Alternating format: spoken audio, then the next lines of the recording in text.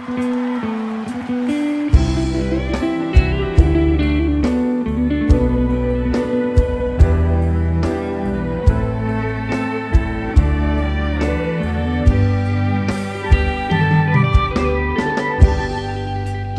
បីយើងជាសង្សារស្នេហាយកចិត្តអូនណាស់មិនដែលទៀមទាឱកាសមិនដែលជំទង់ចិត្តមុំអូនជានិស្សិតគឺហារៀមរាត្រឹមម៉ូតូដុំត្រឹមក្បែរត្រឹមដឹងសុខទុក្ខវងមិនខកជួនពេលនឹកទឹកភ្នែកស្រហូតកាត់ពណ៌បានយល់បញ្ជាក់ការពិតនាមបងមិនស្មើត្រឹមមិត្តធៀបពិតក៏មិនសង្សារត្រឹមនាងជូនតំណា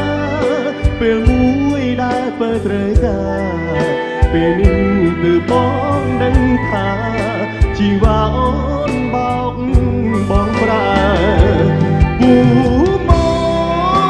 ទៅដុំហៅបងមកគេឮពីមីមេស្រាប់ចប់ចង់ទាំងតែដងប៉ុន្មានឆ្នាំនេះតើអ្នកណាអូនហៅថាបងហើយរួយព្រោះពីល្អព្រោះពីថាបងក៏ខ្លាយជាឈឺចាប់លួចយំតាមផ្លូវហួចចិត្តនឹងពេកខ្លាំងពេកតែមុខបងចង់តែស្រែផ្ដាំម៉ូតូដុំទាំងឡាយគុំឆាប់ជឿគេពេកត្រូវខ្លាចតែដងนุ่มស្រីនេះសិនអូនខ្វាំងភក្តីហើយด้วยធ្វើ